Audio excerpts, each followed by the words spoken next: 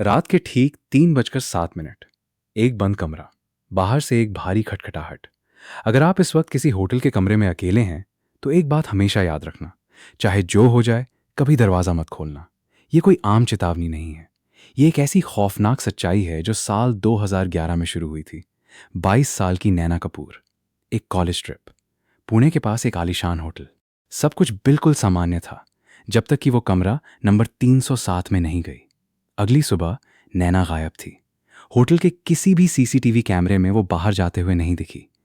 कमरे में किसी के फिंगरप्रिंट नहीं थे। फिरौती की कोई कॉल नहीं आई। कमरा अंदर से लॉक था। एक ऐसा कमरा जिसमें कोई ऐसी खिड़की नहीं थी जिसे खोला जा सके। बाहर निकलने का कोई भी रास्ता नहीं था।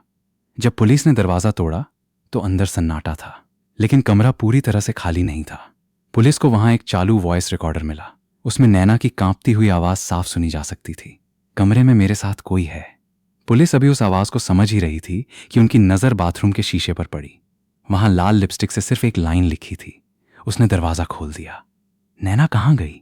ये सवाल सालों तक फाइलों में दबा रहा, जब तक कि आरव मेहता नाम के एक इन्वेस्टिगेटिव जर्नलिस्ट ने इस रहस्य को सुलझाने की ठानी नहीं। आरव जैसे जैसे गहराई में गया, सच्चाई और भी भयानक होती गई। उसे पता चला कि नैना पहली शिकार नहीं थी। नैना से पहले ठीक उसी कमरे से 3 और लोग गायब हो चुके थे, और हर इंसान के गायब होने का समय बिल्कुल एक था, रात के 3:07। उन सभी ने गायब होने से पहले अपनी डायरी में एक ही बात लिखी थी, एक ऐसी बात जो विज्ञान और तर्क से बहुत दूर है। उन्होंने लिखा था, मेरे दरवाजे के बाहर कोई खड़ा है, लेकिन जब मैं दरवाजे के सुराख से बाहर देखता हूं तो मुझे वहां कोई और नहीं बल्कि अपना ही चेहरा दिखाई देता है।